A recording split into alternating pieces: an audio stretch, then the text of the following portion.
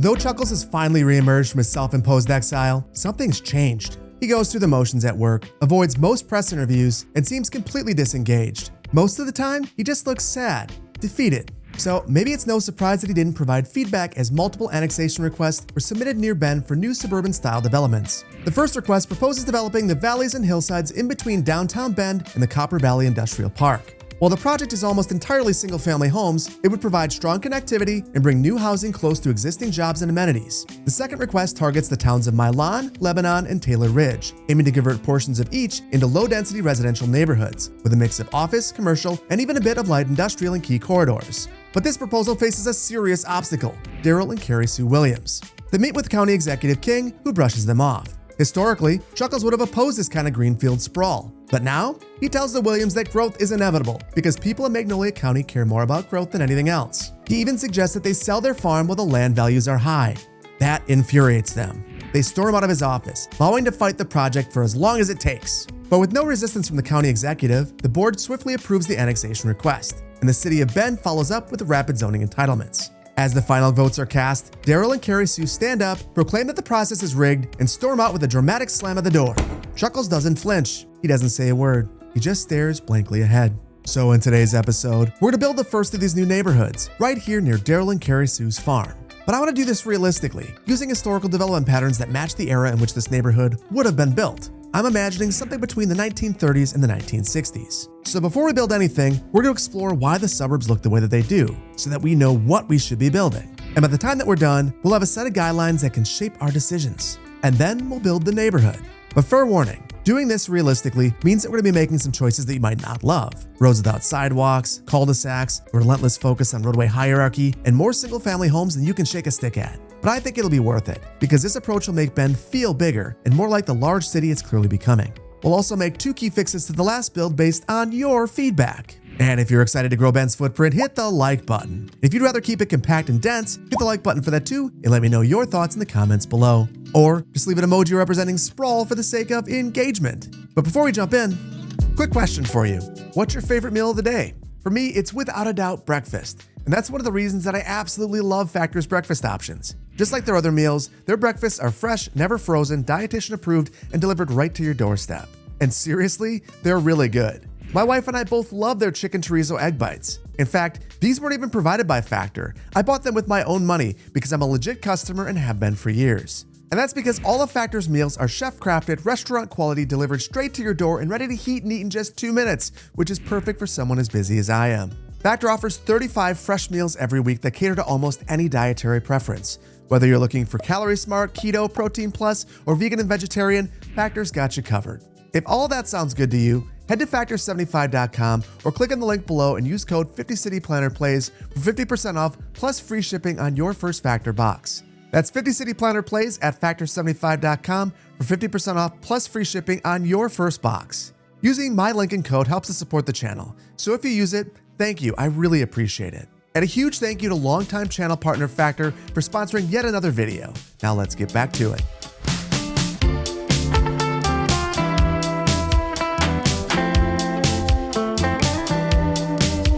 We're going to be building in a fairly sizable area today.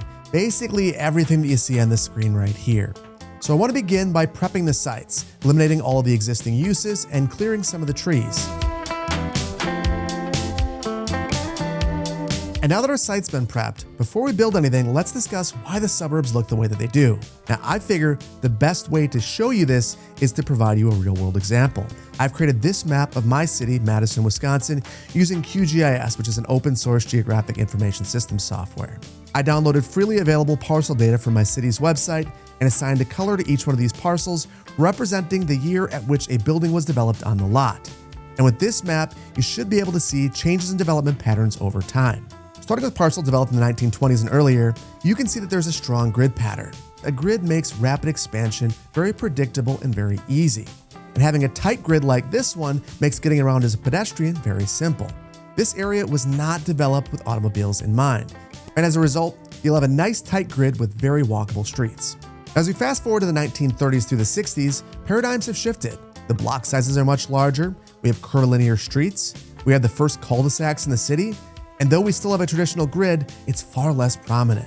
These are the first neighborhoods that were developed with automobiles in mind, and they were some of the first neighborhoods influenced by the U.S. Federal Housing Administration.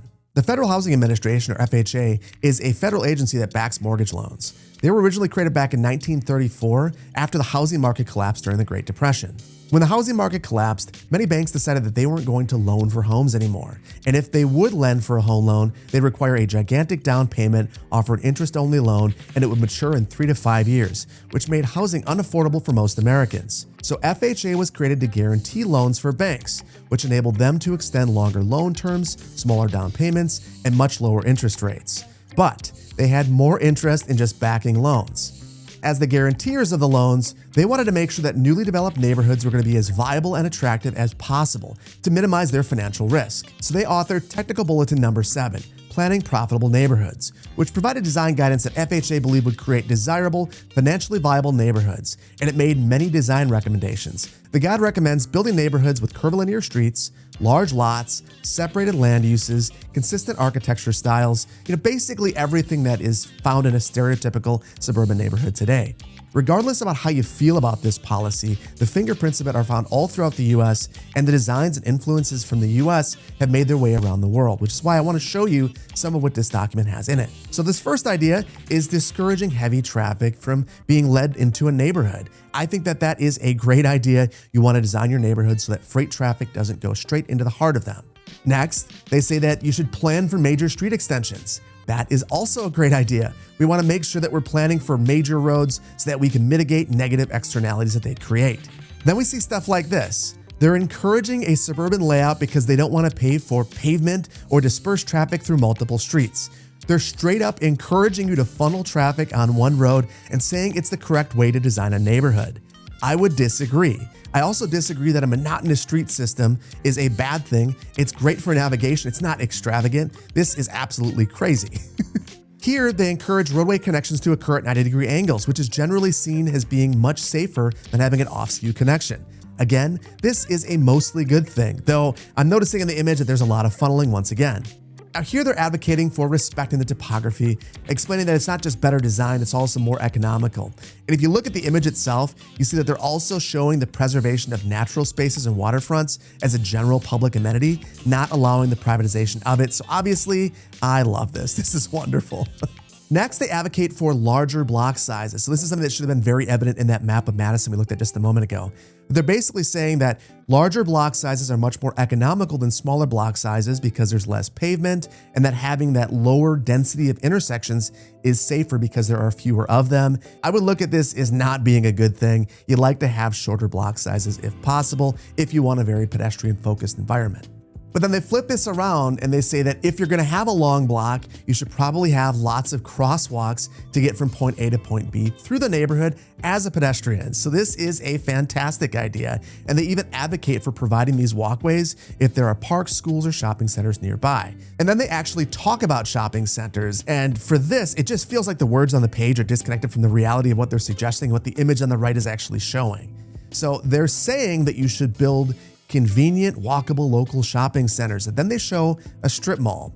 They discourage having a variety of disconnected, unrelated commercial uses and instead show a strip shopping center with a gas station in an intersection that would clearly have to be controlled by a traffic signal. This is an environment that is openly hostile towards pedestrians and doesn't really serve the local community. So I think that this is a terrible suggestion, and it's something that has influenced a lot of what you see in North America, unfortunately. Then they switch gears and talk about parks, saying that particularly in areas that are difficult to develop, preserve them for recreational uses. They're definitive community assets. They also advocate for these parks to be publicly owned rather than being the responsibility of a homeowners association. So this is a fantastic suggestion. Finally, they advocate for the creation of lots without sharp angles, saying that angles make building on those lots much more challenging and it creates lots with much less utility. Now, I'd argue that these lots can lead to buildings that have more unique architectural character or valuable public green spaces, but understand that they can become more difficult to sell, more difficult to build on, and they can be underutilized at times. So I'd say it's a slight no to this, but still I understand where they're coming from. Now, there was a lot in that technical bulletin. We can see that it's basically a blueprint and set of guidelines for how to recreate this neighborhood. So let's take all of this information and apply it in city skylines too. before we start building anything, let's talk about the land uses in this area. Now, for the most part, this is going to be a low-density, single-family home neighborhood. However, there are two locations where I'm going to mix it up a bit. Right here, I want to have a strip shopping center. So think a movie theater, maybe a grocery store, things of that nature. And then right here, where we start to get closer to the farm, where we have kind of a hostile neighbor, we're going to have offices and a bit of warehousing. Right here in particular, I don't think this would be a very desirable parcel, and I could see a warehouse being an appropriate use. Everything else is going to be single-family homes. Now, in terms of the roadway layout, we are going to adhere to strict roadway hierarchy. And you can tell that we already have one arterial going through this area. This arterial is going to be upgraded to a parkway. And to get a parkway vibe, what I want to do is go with a one-lane, one-way road and parallel this. And we will separate these by half a unit. And I will delete the existing road. And then I want to make sure that I have constant slope and grounding on, which they're currently on. And we're just going to run this from the existing road right up the hill, attempting to follow the old right-of-way. That's just about perfect. We're going to have a second arterial that follows this property line right here. This will be a temporary ending point, and in the future, when this farm and maybe this gets brought into the city, this arterial will extend and meet up with Riverbend Boulevard. So next, let's move on to collectors. And if the purpose of the arterials is to get traffic from one part of the city to the other, the purpose of the collector is to get you from one neighborhood to the next, or to distribute traffic within a neighborhood. So to that end, I need to go with a road that has a little bit less capacity. And I want to go with the custom road that I made, this 2-lane road with a median. Now, the reason I want to go for this road is it'll be really easy to visually see our roadway classification. I think it'll be really easy to keep it in mind as I'm building other roads. So I'm going to begin this here at this rural arterial, and we're going to respect the topography following this terrain line. And then we're coming into our arterial at a 90, and we've got a problem. We have this hearse garage right here. I'm not overly concerned. We're going to use a little bit of eminent domain and take that piece of property. Now, my goal with this road is going to be to get it way over here. So I'm going to try to just follow the terrain lines, making sure that I'm going up just a little bit as I get closer to where I intend to terminate this road.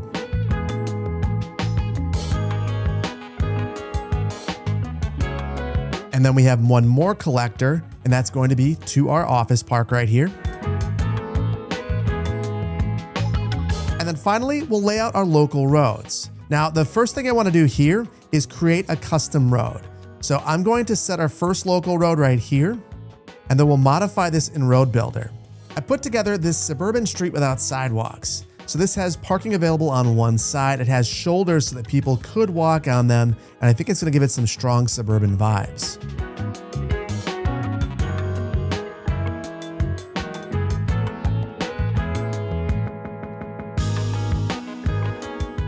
Moving over to this area, we're going to have a local road that connects directly into our arterial, connects into our collector, and then into this local road down here. So we're breaking roadway hierarchy, but we're not creating a very desirable cut through. Now, to maximize our saleable lots, we'll add a cul-de-sac right here and right here. And that looks just about perfect. Now I'm going to add a local road that goes from this collector all the way through this area and around the hill. I'm also going to sneak in one connection into our existing neighborhood. It would be a tough sell, but I think with the shopping center that's going in, there is a slight potential of it happening.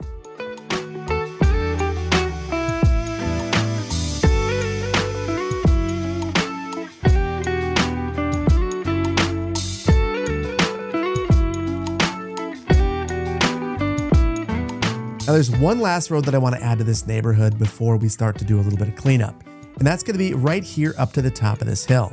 This would be one of the most desirable spots in the city, at least in my estimation. You'd have a great view of downtown. You might even have a view of the water on the right day. And I think that as a result of that, the person who develops this neighborhood would probably save this spot for themselves and build their home at the top of the hill. So I'm going to add just a 2-lane alley right here because they wouldn't want people parking on this road all the way up to their home.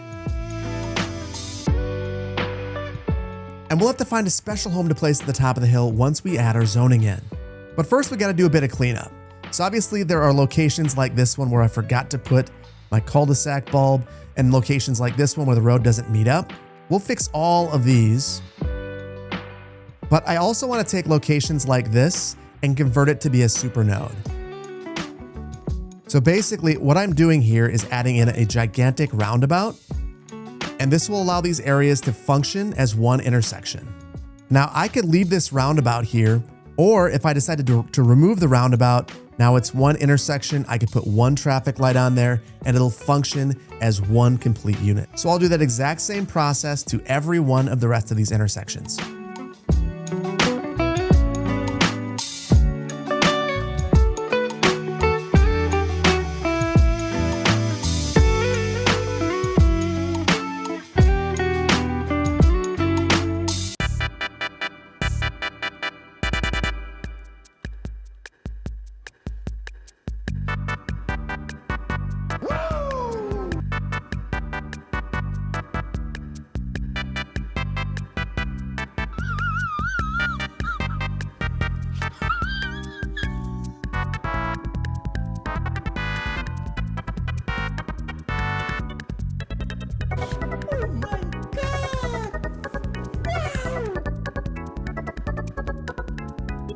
And oh my goodness, I spent a ridiculous amount of time trying to get this to be absolutely perfect.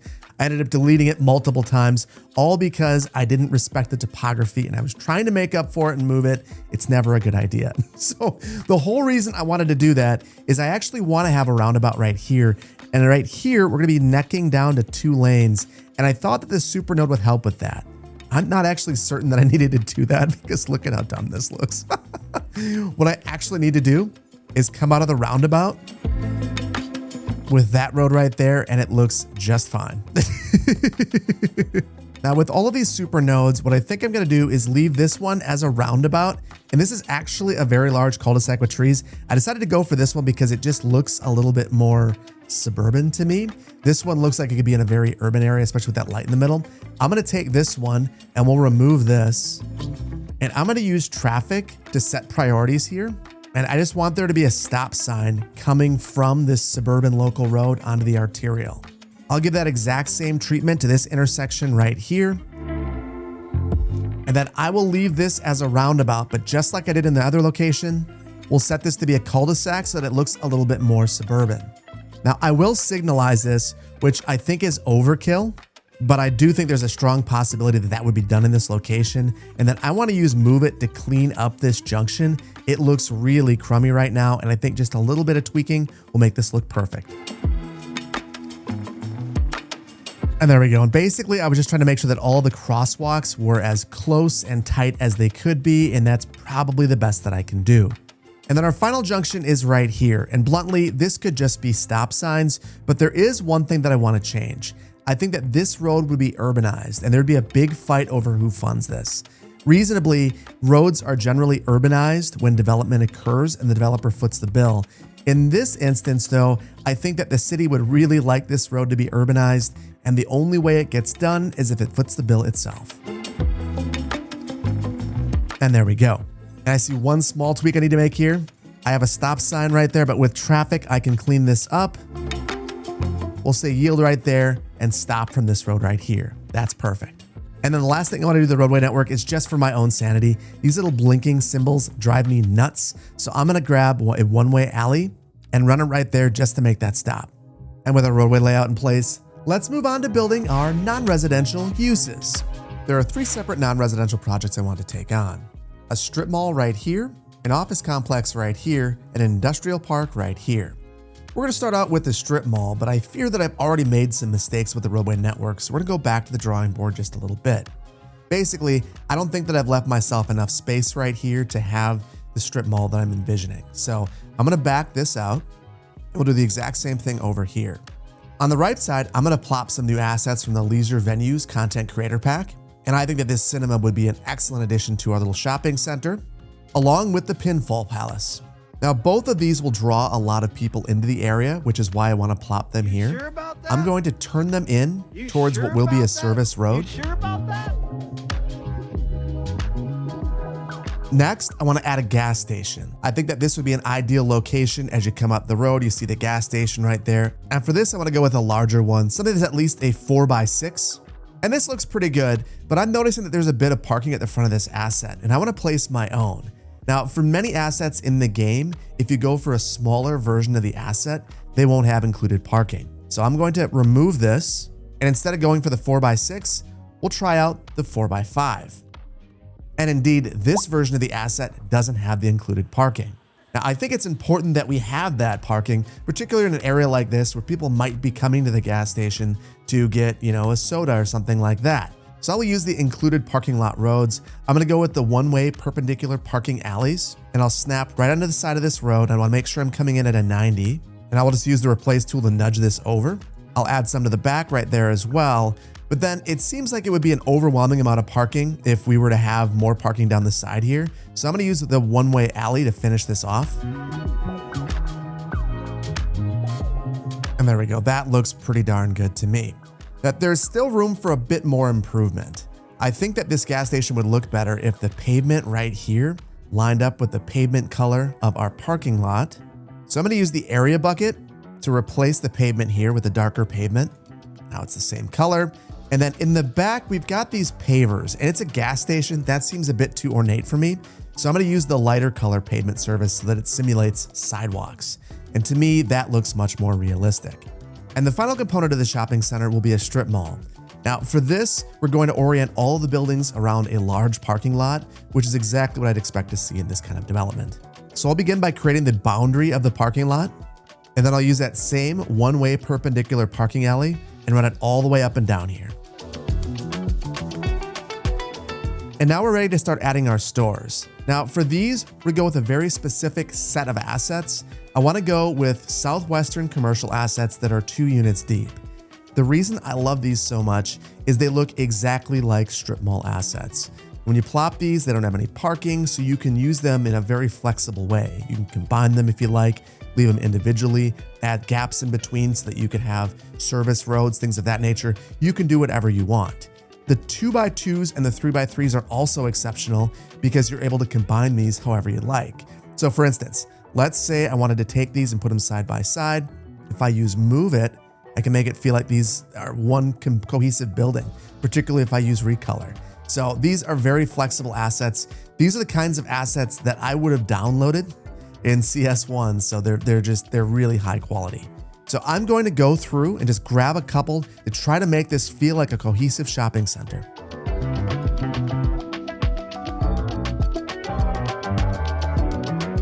So now that all of our buildings are in place, we need to add service roads. So these are the roads that would accept deliveries. Now for these, I'll continue with the alleys, and I'm going to try to get these as tight to the buildings as possible. So I'm going to snap to the sides of buildings and run those right up the back. And now I want to do all sorts of cleanup right here, and I'm going to take care of this right away. Basically, I'm going to be eliminating large swaths of the props on these assets, adding some of my own, and then making sure that we have sidewalks and landscaping through this entire area.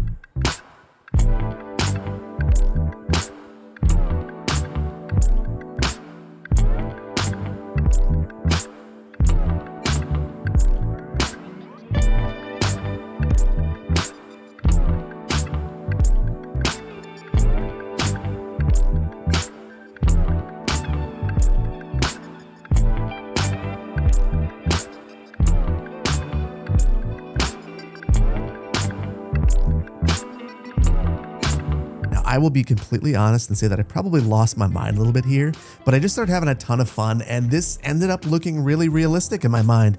And this is what happens when you spend just a little bit of extra time and attention on places like this. It ends up looking very realistic. I really, really dig this. The one problem is that it's made the rest of the build look a little bit weird. So I'm going to add a bit more landscaping through here so it feels a bit more cohesive before we fix up the roads in this area.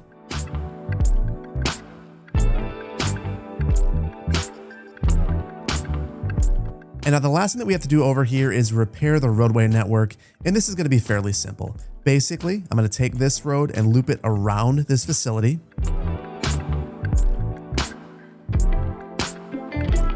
And And then I'm going to prioritize this movement into this neighborhood so that this doesn't become a collector inadvertently.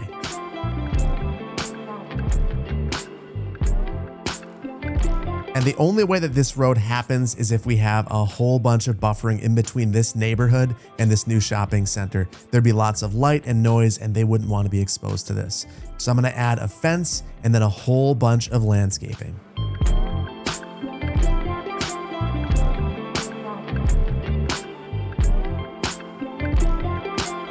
Now, obviously, this is a mature landscape buffer. This would take generations to look this nice. But still, I wanted to go for it anyway to give you an idea of what I was thinking. Now over here, this will be a neighborhood that was developed alongside the shopping center. So as a result, the landscape buffer won't be quite as nice. But first, let's add this connection down to the road.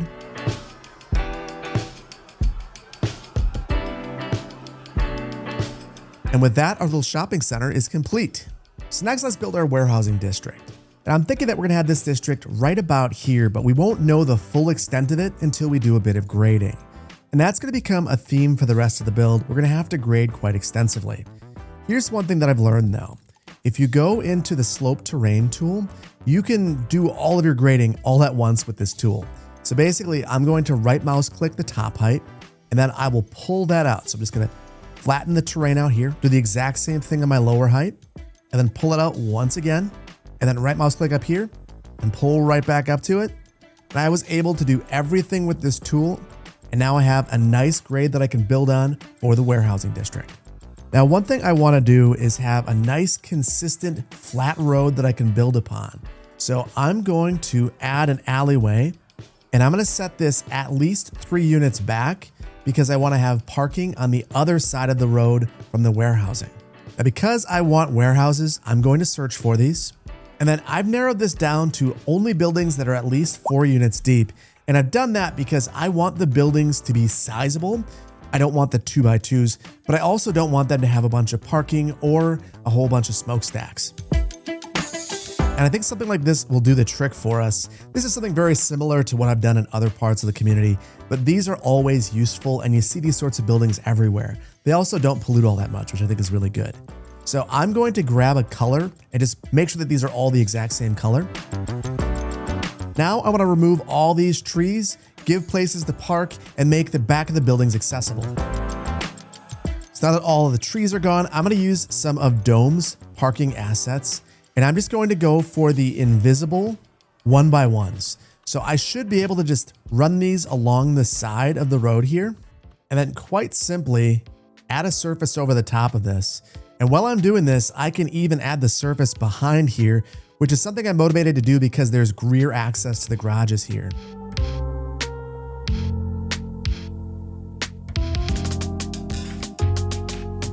Now that I have that pavement in place, I'm going to add a fence all the way around here. And I'm going to be using net lanes if I can. I have this industrial fence. This will be perfect here. And this is really less about keeping people out and more about keeping people from falling down the hill. Then I want this to be functional. I don't know if anyone will actually drive around back here, but I shouldn't prevent it. So what I'm going to do is use some invisible roads back here, making sure I'm using the bi-directional roads. Reasonably, I think that the pavement just looks weird right now because there's no dirt on it. So I'm gonna add one of these dirt decals. And then finally, I'm gonna do something I don't do very often, and I'm gonna add decals to the top of these buildings. And then 2 more things to texture this. I'm going to add some rocks here as a parking bumper. And then I think I will add a couple of industrial props back here just to give the place a little bit more texture. And then finally, I'll add some trees to the front and grade in the rear. Perfect. Our final non-residential project will be right here where we'll build our office park. Now for this one, we're gonna have to do extensive grading. You can see it's basically a gigantic slope, but I don't think that's a problem because we're gonna need to grade for almost every single home in this neighborhood. And if we're not doing that, we're making a huge mistake because it'll end up looking pretty janky. I'm going to flatten out a pad right here and another one right over here and one more in the middle, and then I'll slope between them. Now, reasonably, all of this soil has to go somewhere, so I'm gonna push it this way. And now I wanna make sure that this feels like a very suburban office complex. So rather than thinking about the buildings first, we're gonna think about the parking lot first. And the parking lot is going to wrap the buildings. So we're going to grab one of these one-way perpendicular parking alleys. And we'll do something like that, where we have the parking and you can see that I could just drop the building right in the center. Now, I would prefer that this was bi-directional, but I am concerned that if I add a bi-directional parking lot road, it's going to make the building footprint too small. Still, let's give it a shot and see how it looks. You know, I wasn't sure about that, but I think I might leave it. It does feel like it's far too wide, but I like that we get a more natural circulation pattern. And basically, I'm going to repeat this exact same pattern 5 more times.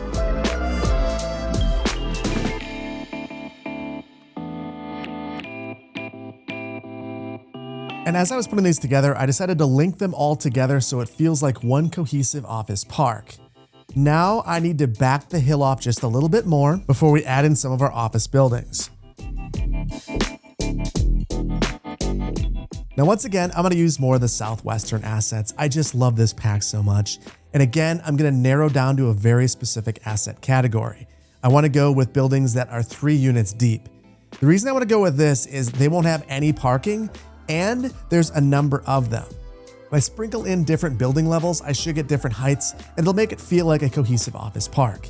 So I think on one side of the road, I'm gonna have one building design, and on the other side of the road, I'll have a different one.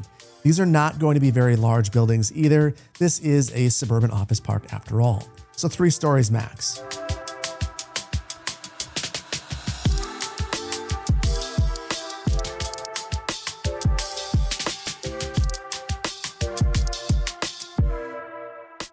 This is the general layout of the office park, and I don't want to overthink the rest. We just basically need some landscaping, maybe a couple of parks, and then some paths around here so that people could go and have a walk on their lunch break.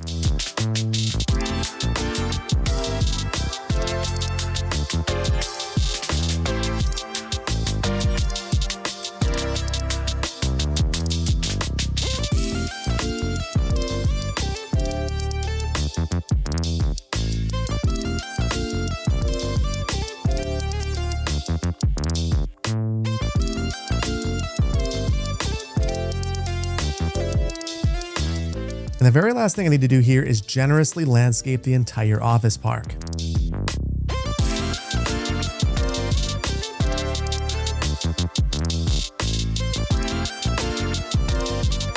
And once again, I put probably more time than I should have into this area, and I planted each and every tree and bush by hand because I wanted it to feel kind of flowy. And honestly, I think it's accomplished it. It has that suburban office park vibe. Way too much parking, but a lot of jobs in an important area in the city because of that. And with our non-residential uses in place, let's move on to building our residential uses. Though it's very tempting to just zone this entire area in with single-family homes and call it a day, we can't do that, because the Federal Housing Administration guidance was very clear. When you have large block sizes like we have right here, you need to have lots of pedestrian connectivity. And you want to especially think about connections to schools, parks, and shopping centers. Now, we've got a shopping center. We haven't added in any schools or parks. So we're going to need to think about those locations before we do anything else. But in addition to that, it talks about having natural areas preserved as parkland. And parkland isn't necessarily a swing set or a ball ground. It could just be a pedestrian path going up a hillside. So I think that we need to take a further step back and grade out every single one of our single family home sites so that we know where those areas are. And then we'll add pedestrian connectivity in there as well. With all of that in mind, we are going to be adding in a bunch of non-residential uses once again before we add in our residential uses, but they are very related, with the exception of one, but we'll get to that in just a minute. First, I want to talk about what we're going to be adding in terms of schools. I don't think that we need a high school just yet, but I do think that we need an elementary school. So we've got one elementary school right here, one right here. We've got a high school right here that could serve this entire area. And then we've got an elementary school way over here. So that leaves this entire large area without an elementary school. So I think that we need to locate one fairly centrally.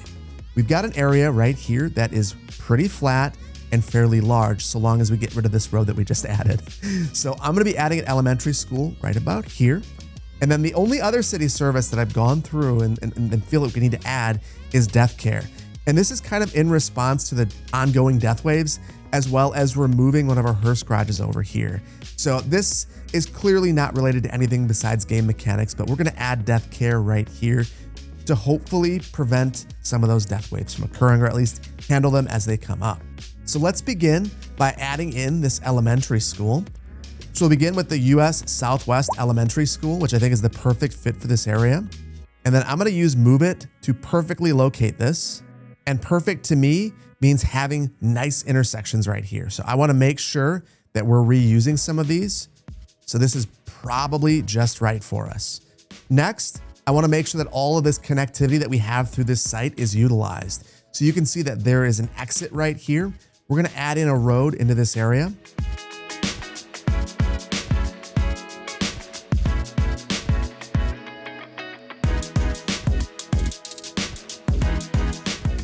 Now that our circulation is figured out here, I'm gonna add a playground as well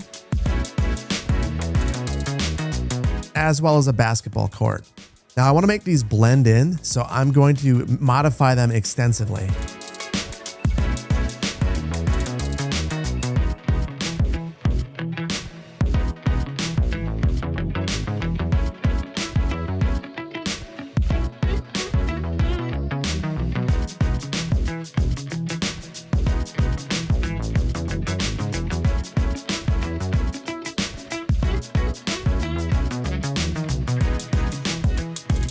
And I made a lot of modifications to make this school look the way that it does, but I think it's turned out really, really well. One of the things I'm the most proud of though is I got rid of the loop right here because we added all of this circulation through the site itself. So it felt like these were redundant and adding extra access points onto Cozy Lane, which were not desirable. But now that we have this set, there's one addition I want to add to this building, and that is going to be our arts building. That is going to add a little bit of capacity, but it won't screw up our circulation. Next, I'm going to add in that death care. And again, I'm going to add that right here. It's relatively flat and seems like a good location for this. And then because it seems like there's an unlimited amount of dead people in City Skylines 2 right now, I'm going to add in an additional incinerator, as well as more storage expansion and at least one hearse garage, maybe two. And now we're ready for all of that death that's inevitably going to be thrown at us. And now I want to add 3 standalone parks in these neighborhoods, just so that every one of these little areas has its own park. So for our first area right here, we could say that the elementary school playground's good enough. I don't think it is. So we'll add one of our new playgrounds, our activity playground, which has a kick scooter track that will give joy to kids. That sounds like a good thing. And I won't lie, there's a lot going on at this park. It is very busy, but you know what? We can have 1 or 2 of these in the community and they can feel like really special amenities.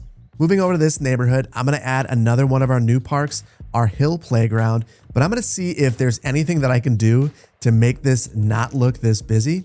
So I'm thinking that I can probably delete this pattern through here, and I can, but now we have this empty looking dirt. I'll get rid of that as well. That to me looks considerably better. So I'll leave it like this. This is a good modification. And then for our final park, I want to add a playground to the center of a cul-de-sac. Now this might seem fairly simple, like I could just go ahead and grab this very large cul-de-sac with grass, place this here, and then drop the playground right in the middle. But the problem is, if I were to do that, this won't actually attach to a road. But what I can do is add this here, then get rid of that roundabout, and then I can build a roundabout around this. And then again, this one is very busy. So I think even though the orange makes the children happy, I'm gonna get rid of it. And now we'll just call it the Circle Park. And this would likely be a very well-known park throughout the entire community. Now we're finally ready to think about all those pedestrian connections.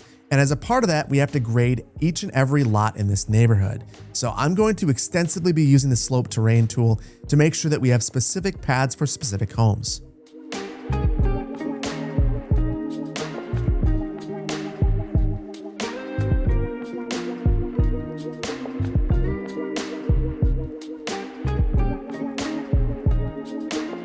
Now that we have all of our building sites, we're going to add all of our pedestrian paths.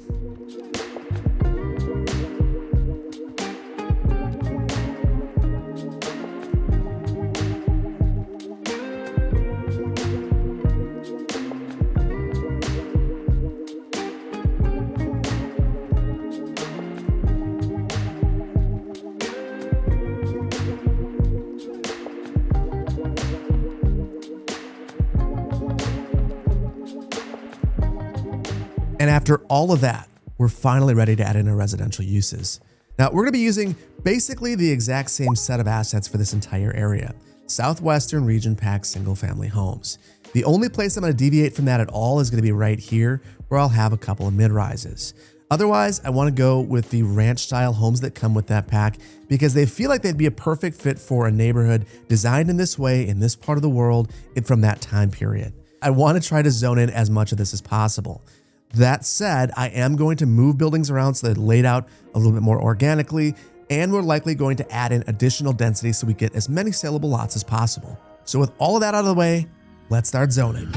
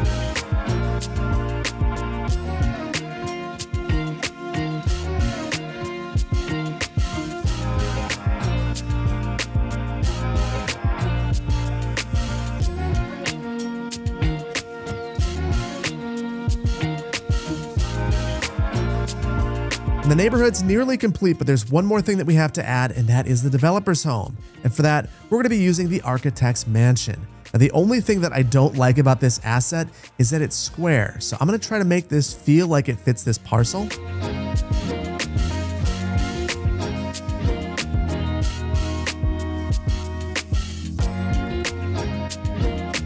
And here's the view that we'd have from inside of the house. And what we've done is remove all the trees from the hill, add a whole bunch near the theater, and now we get a beautiful view of the downtown from the developer's house, which obviously would be a huge perk for them.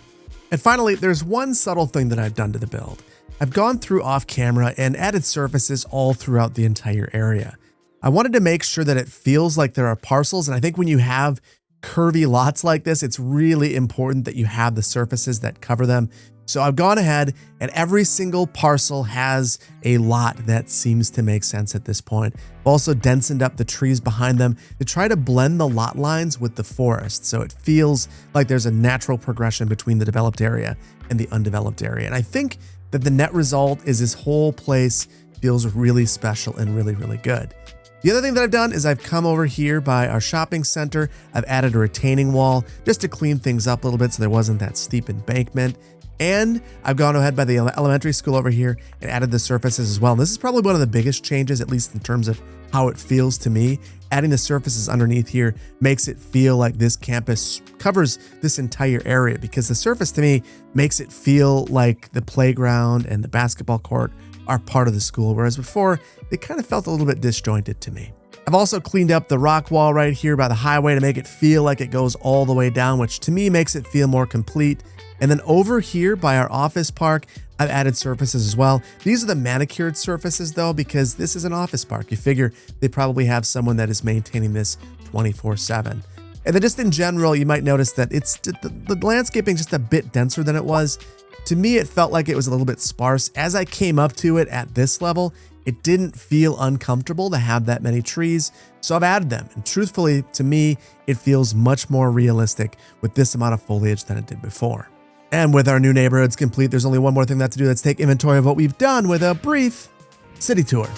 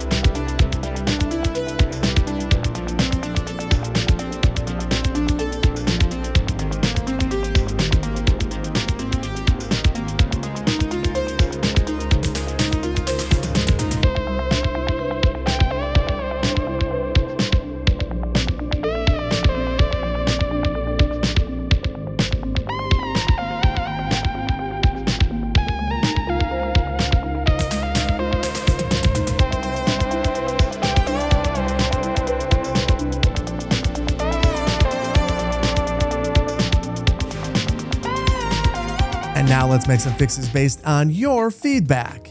And we're starting right here at the cat building, where we have a number of changes to make to our monument. You guys had some fantastic ideas. The biggest suggestion I saw over and over was that we should have tracks underneath the train. That would potentially make this not crooked like it is right here, as well as just make it look more realistic. And most of the time, when you see monuments like this, these would be on a set of tracks. So we're gonna add the tracks. I'm gonna get rid of the fence around here. And then there's one more change I wanna make to the monument. That is a connection down to the path down here, hopefully to get some people walking through this area. So let's get going.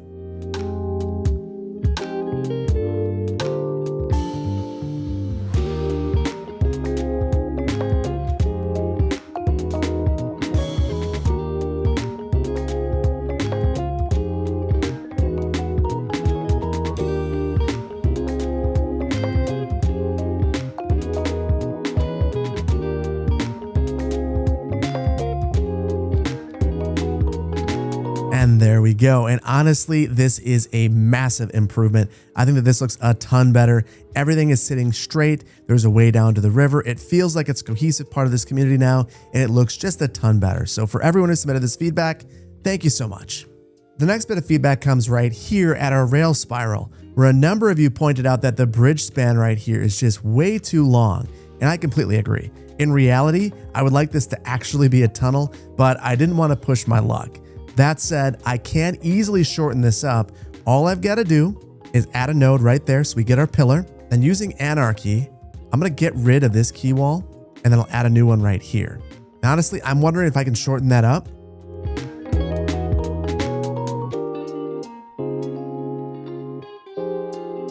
And that right there is about half the size and much more reasonable in my opinion. So I appreciate everyone who pushed me to make this change because it looks a ton better. And now for one final fix, but this time based on my research. You might have noticed throughout the entire episode, we've been burning through money between $20,000 and $50,000 per hour in the red. And I've been trying to figure this out for weeks. It's been really elusive ever since the last patch. Just haven't been able to make money. And I've tried everything. I've added on to the industrial park. I've even gone as far as to develop this entire area as industrial to see if that stopped the bleed. And while it works for a little while, it ultimately comes back. Now, the whole reason why this is happening is tile upkeep. It was added as part of the Economy 2.0 patch. And the way that tile upkeep works is when you unlock a tile, your upkeep is based upon the resources that tile has. So if you have a resource-rich map like Magnolia County and you've unlocked a lot of tiles, it's going to be really, really expensive. So I think the way that we're going to fix this is to remove some resources. And I want to do it in a way that is fair and logical.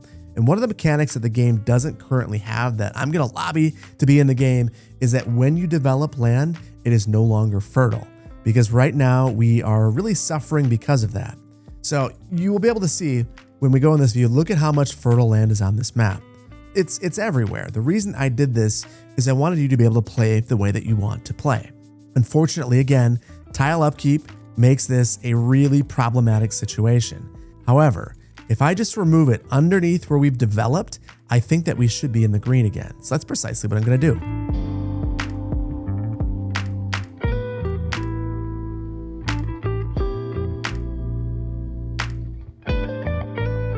And that got us about halfway there, but there are other resources that are also contributing to this tile upkeep. So I'm going to take a look at ore and oil as well and see if that gets us all the way there, because I know that I added them all over the map.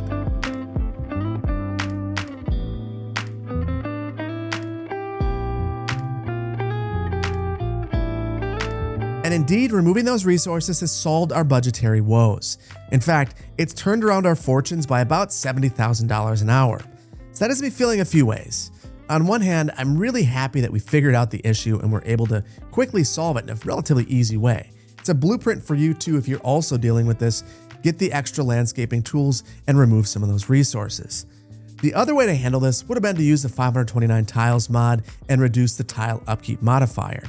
But it also has me thinking, tile upkeep is just not a great mechanic as it currently exists. So I think that there are a couple of ways to fix it. Either don't charge so heavily for resources that you're not using, get rid of resources as you develop over them, or just scrape the mechanic altogether because it really can be frustrating to not be able to figure out why you can't balance your budget. But we figured it out. Hopefully I can help some of you out if you're struggling with your budget. This could be the reason why. And if you're playing on the Magnolia County map, this is something that you probably are going to need to do. So I apologize for putting all the resources down there, but at the time I built the map, it seemed like I was giving you freedom, not leaving you in a situation where you were going to be bankrupt no matter what you try to do. And finally, back to our new neighborhoods, I need some names. So if you want to name one of these neighborhoods, either this one, or honestly even Elm Creek or the shopping center, leave a comment below using the terms Darryl was right. That's what I'm going to search for. And whatever comments have the most likes, you are going to be able to name a neighborhood or the shopping center. But with that, we're going to leave it here. And I really hope you've enjoyed this one. If you did, please hit the like button. If you're not subscribed to the channel, please consider doing so. And I want to thank you so much for your time today. There's a million things that you could have been doing. You decided to hang out with me, go over a PowerPoint, plant a bunch of trees, and build some suburbs. And for that, I appreciate you and I appreciate your time. Thank you so much. I can't wait to see you in the next one. Take care. Bye-bye.